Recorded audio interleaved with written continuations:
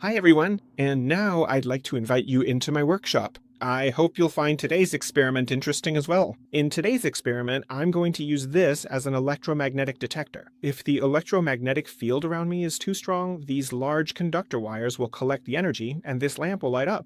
So we'll need this, I'll just put it here. Maybe you also remember that I talked about what happens when we put a magnet into a copper tube. Here's a copper tube and we're putting a magnet inside. What I said, or rather what I claimed, and it's true, is that if I drop this magnet, it won't just fall straight down, but will slowly descend inside. That's because as the magnet moves through the copper tube, so-called eddy currents are generated, swirling currents, which slow down the fall. I'm sealing the other end of this pipe as well. I've already sealed the bottom part beforehand. While I'm doing this, the magnet moves back and forth inside the pipe, and as the magnet travels through the pipe, so-called eddy currents are generated in the wall of the pipe, and these eddy currents heat up the pipe. This phenomenon is used in many places. Sometimes it's useful, sometimes it's not. For example, in transformers, it's not a useful thing.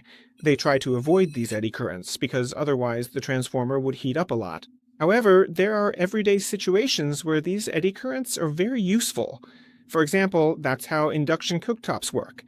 And then there are those railways, those modern railways that use magnetic levitation.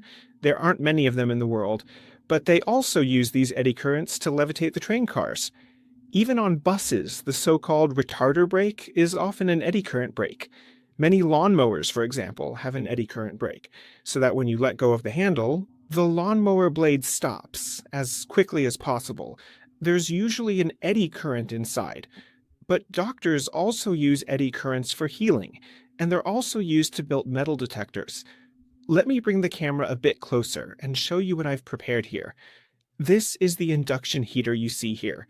Here's a coil, and you can swap this coil out for a bigger one, like this larger one, or you can switch it out for what's called this monster type. The diameter is important when it comes to heating. It's best if the object you want to heat, like a screw or any item, fills as much of the inside of the coil as possible. So, for example, this coil and this screw are ideal together.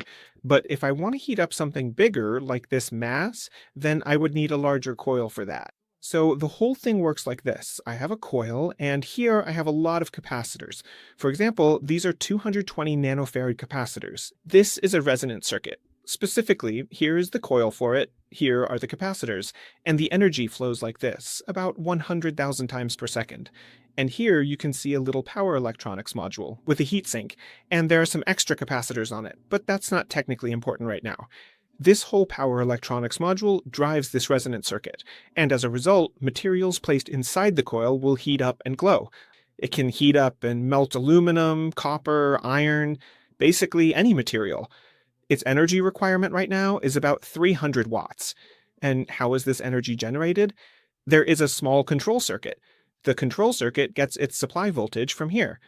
I put a traditional light switch here, and turning this on starts the heating process. And here you can see the ammeter. It can measure up to 30 amps. This usually draws between 10 and 20 amps. During heating, on this large heatsink, there's the power supply that provides a 15-volt supply voltage.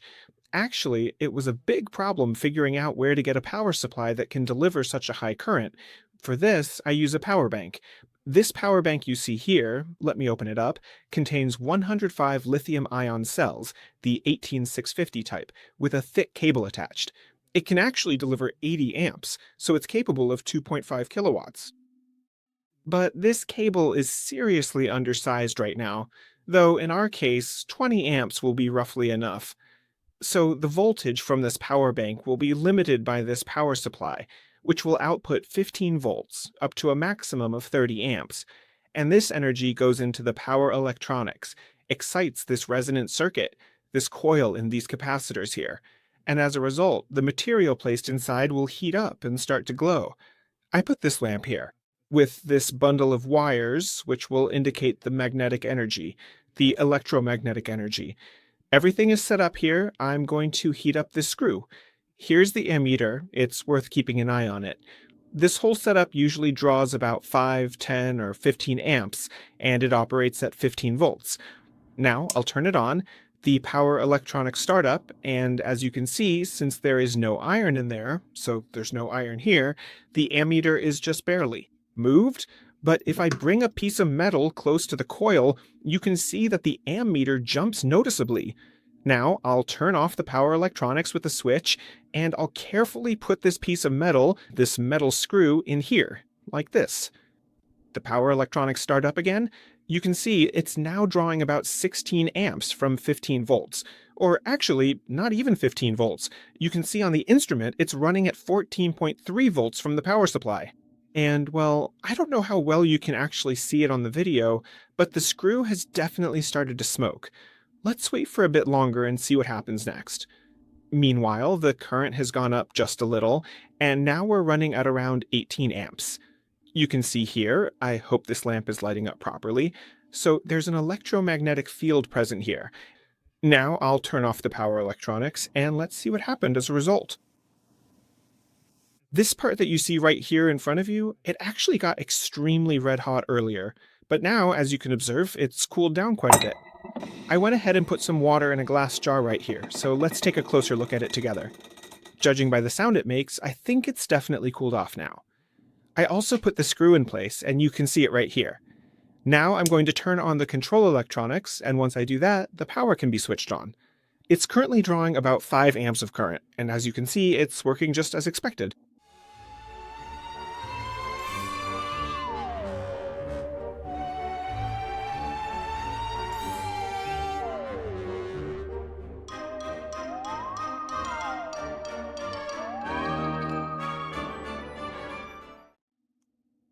The nails are now ready, so the electronics are being switched on. The full set of electronics is now on and operating. Something is definitely going to happen soon, since it is drawing more than 10 amps of current. The indicator lamp is on as well. Meanwhile, I am carefully taking the metal pieces out of the water, so that there will be enough room for the nails too.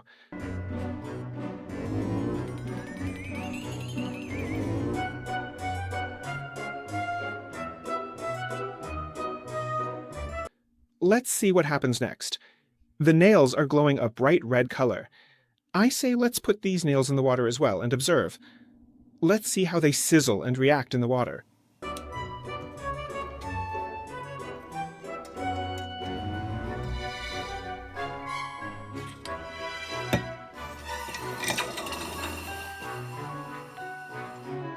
Let's see what happens with a bigger bolt.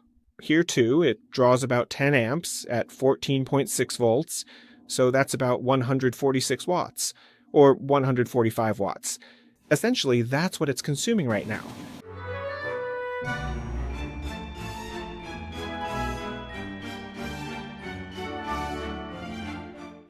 This really shows how quickly electrical energy can be converted into heat and light in a simple conductor like this bolt.